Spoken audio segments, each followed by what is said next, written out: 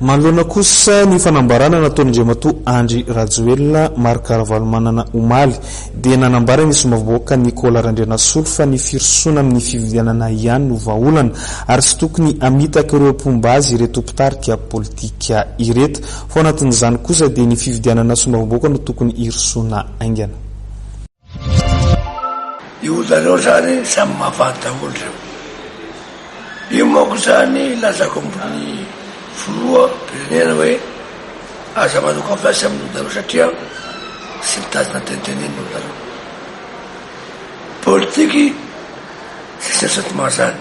fa io zareo zany zame ho tianao nenaka dia hoe nangatako dia hoe ataovy aloha hoe inona ny tokony isona fitenako vaovao satria ny filoam-pirenena zany dia matoky zahay hoe hoampianay zany raha ohatra ka hoe afaka mitady fividianana fa raha ohatra ka tenin'ny Andry Rajoelina tenin'ny Ravalomanana nampamenay toky izy hoe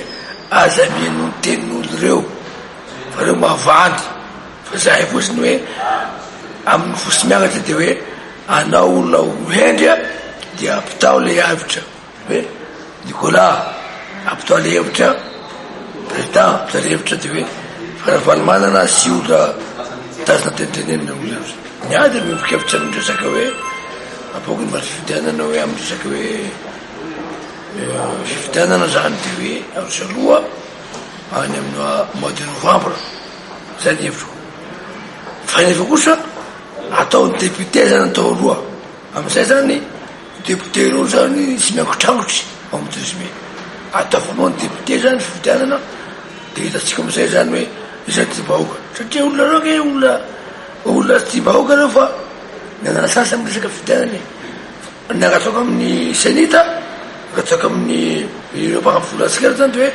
atao aloha zany ny fividianana député fa sy atao président de zany ho hitasika zany zany le zany fa ny député io zany natao fividianana voalohany amin'izay sika zany dia hoe izany tian'olona izay sy tian'olona